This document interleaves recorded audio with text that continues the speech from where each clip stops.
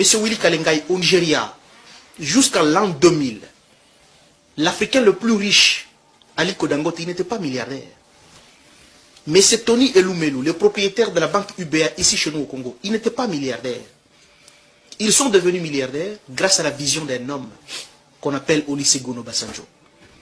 Lorsque Olusegun Obasanjo accède au pouvoir, il dit ce n'est pas possible. Tous les secteurs économiques sont contrôlés par les étrangers. Mais de quelle manière nous allons obtenir notre indépendance économique?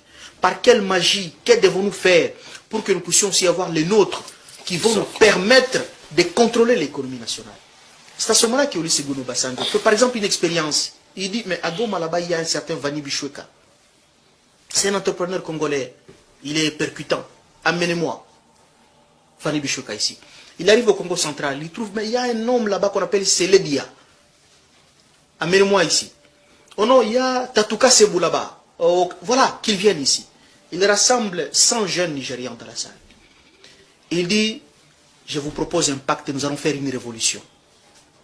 Ils sont surpris, mais quel type de révolution que Olusegun Obasanjo nous propose? Il dit, on va faire une révolution. On doit avoir l'indépendance économique du pays. On va faire comment? Il dit, toi, Tony Elumelu, tu travailles dans quoi? En tout cas, moi, en tout cas, vieux, j'ai fait un peu les lits Kelemba aux gens. Donc, ce monsieur a une vision bancaire.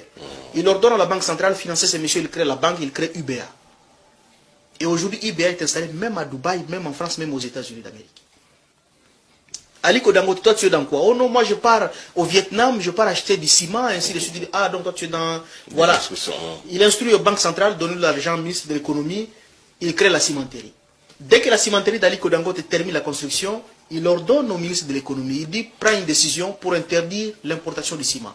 Il contraint ainsi le marché local à acheter que le ciment produit par Aliko Dangote. C'est comme ça qu'Aliko Dangote est devenu milliardaire. Décision volontaire. Nous devons faire une révolution. Et cela doit dépendre de la volonté du pouvoir public. Pendant très longtemps, nous avons fait des tentatives et des tentatives. Je propose qu'il y ait la création d'un fonds souverain. Lorsqu'il y a des Congolais qui se mobilisent pour la création de banques, il faudra que l'État congolais, grâce à ces fonds souverains, accepte d'accompagner ces Congolais. Au travers des fonds souverains, l'État congolais doit aussi prendre un moratoire fiscal pour tous les Congolais qui s'aventurent dans le secteur bancaire. Parce que c'est grâce au secteur bancaire que nous serons en mesure de financer nos activités de développement.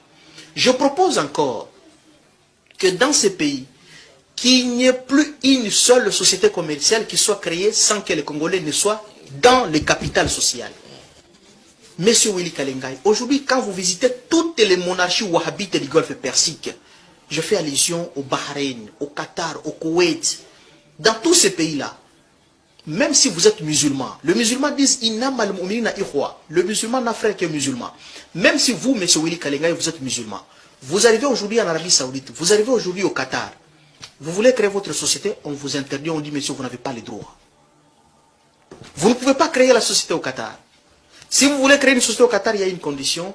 Associe-toi à un Qatari. Ouais. Tu veux créer une société en Arabie Saoudite, associe-toi à un Saoudien. Vous créez la société. D'ailleurs, au Qatar, on vous dit, il n'y a que les Qataris qui doivent être majoritaires dans le capital social. Et au Qatar même, on vous ravit votre passeport pour que vous ne puissiez pas fuir. Pourquoi? Parce que l'économie nationale, les richesses du pays doivent profiter aux nationaux. Par essence, dans toutes les monarchies wahhabites, les dieux ne leur avaient donné que deux richesses. C'est le pétrole et le gaz. Mais le pétrole et le gaz sont des richesses épuisables. Demain ou après-demain, ils vont disparaître. Comme le cuivre et le cobalt. Oui. Effectivement, comme les diamants de Mbujimaï, comme le cuivre et cobalt qui sont au Katanga, comme le thym au Maniema, et ainsi de suite. Ce sont des richesses épuisables.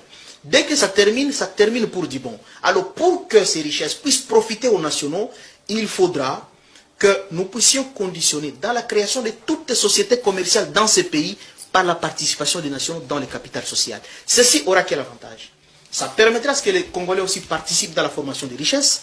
Ça permettra, en cas de bénéfice, nous allons aussi nous partager les bénéfices. Et ça va aussi permettre à l'État congolais de contrôler l'économie nationale. Parce que sinon, les étrangers tels qu'ils sont là, le marché financier, c'est un marché spéculatif. Il s'appelle juste au téléphone, on bloque l'argent, dollar monte. Et ça va encore continuer de monter. Ça n'a pas encore touché le plafond. Ça va encore continuer de monter.